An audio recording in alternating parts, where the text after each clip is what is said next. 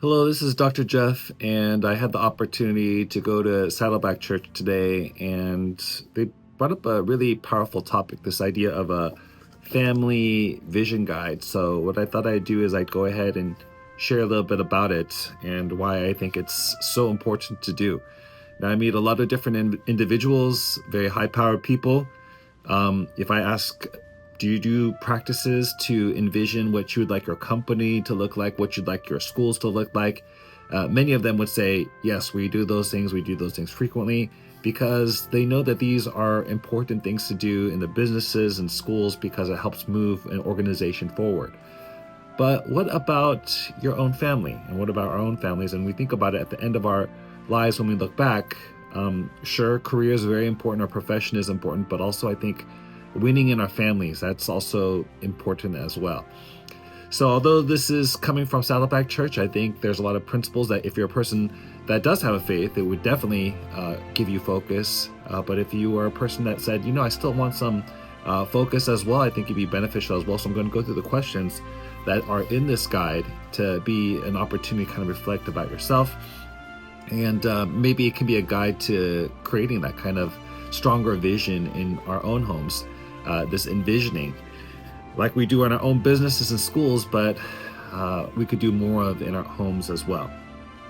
So there's 4 questions that I'm going to be talking about that's in the Family Vision Guide. And once again, if you went to Saddleback Church, you could probably find all these resources as well.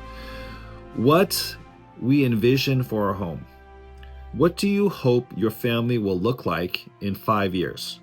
Spiritually, relationally, and in everyday life. What do you hope your family will look like in 5 years? Spiritually, relationally, and everyday life. Kids grow up fast. And we've all heard that saying that the days are long, but the years are short. And those years go by quickly. Next question, values that define us. What principles or character qualities do we want our family to be known for? Once again, values that define us.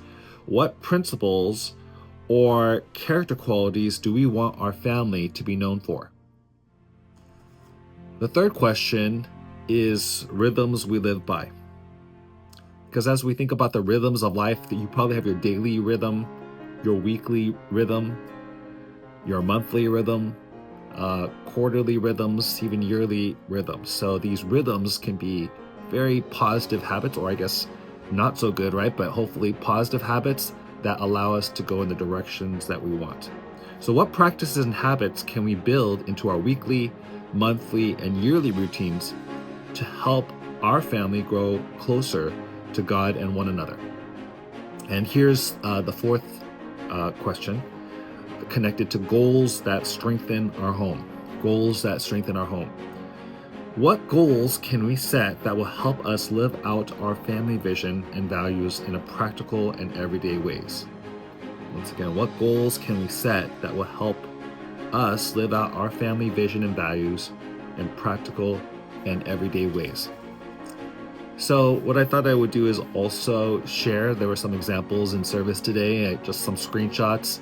I'll just go ahead and show them right now, screenshots of different examples of what was shared at church. But, once again, even if faith wasn't a big component of our lives, I think many of us would have values that we treasure, that we would hope in our own families, in our own homes. So I think it would be a value to think about those things as well.